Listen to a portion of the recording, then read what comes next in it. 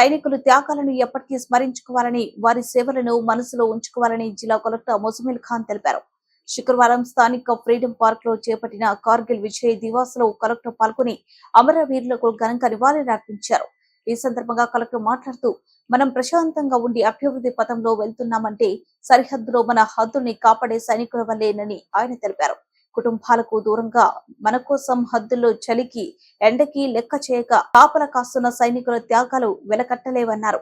భారతదేశ సరిహద్దులో 25 సంవత్సరాల క్రితం మన సైన్యం అధికారుల జవాన్లు ప్రాణాలకు తెగించి పోరాడి ప్రాణాలు సైతం పోగొట్టుకుని దేశానికి కార్గిల్ యుద్ధ విజయాన్ని అందించారని కార్గిల్ విజయ్ దివాస్ ఈ జూలై 26తో రజోత్సవం జరుపుకుంటుందని ఆయన అన్నారు. మాజీ సైనికుల కుటుంబాలకు ప్రభుత్వం అండగా ఉంటుందని కలెక్టర్ అన్నారు.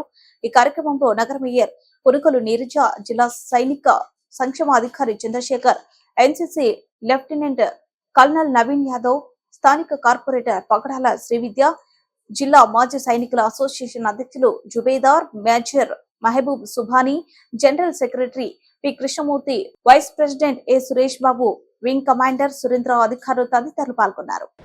ఇటువంటి సందర్భాలు వచ్చినప్పుడు ప్రతిసారి మనసులో కొన్ని ఆలోచనలు వస్తాయి. మొట్టమొదటిది, ఇప్పుడు మనం మర్చిపోతున్నాం, దేశం చాలా ఎదిగింది, దాదాపు 75 సంవత్సరాల పైన అయింది. మనం అంత ఘనంగా ఈ పార్క్ లాంటివి కూడా కట్టుకొని ఒక 2-3 సంవత్సరాల ముందు 75 సంవత్సరాలు మన దేశ ఇండిపెండెన్స్ని మనం సెలబ్రేట్ చేసుకున్నాం. కానీ ఆ ఇండిపెండెన్స్ ఏ సందర్భంలో వచ్చింది అనేది కొన్నిసార్లు మనం మర్చిపోతుంటాం. 1977లో చాలామందికి ఈ విషయాలు తెలియవండి.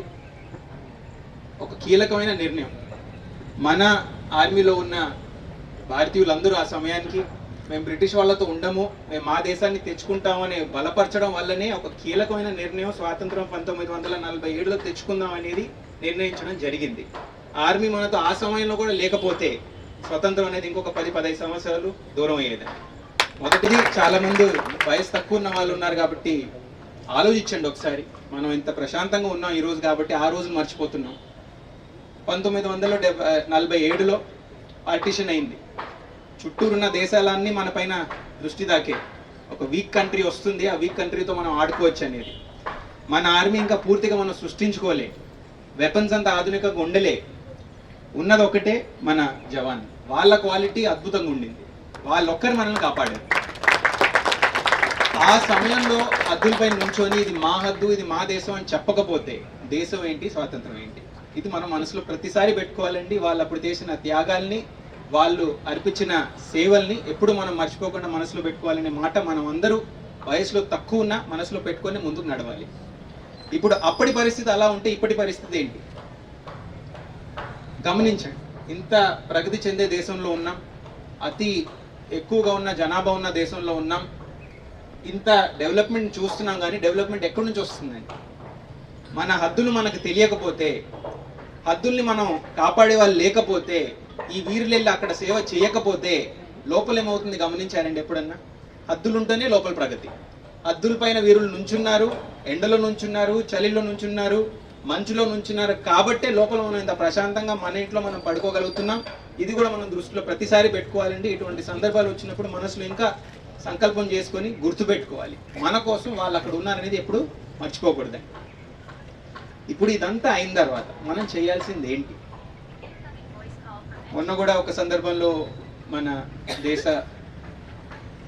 ముఖ్యులు, ప్రెసిడెంట్ గారు కొన్ని సన్మానాలు చేసినప్పుడు చాలాసార్లు త్యాగాలు చేసిన కుటుంబాలను చూస్తుంటాం. కొన్ని మంది భార్యలు వస్తారు, కొన్ని మంది పిల్లలు వస్తారు.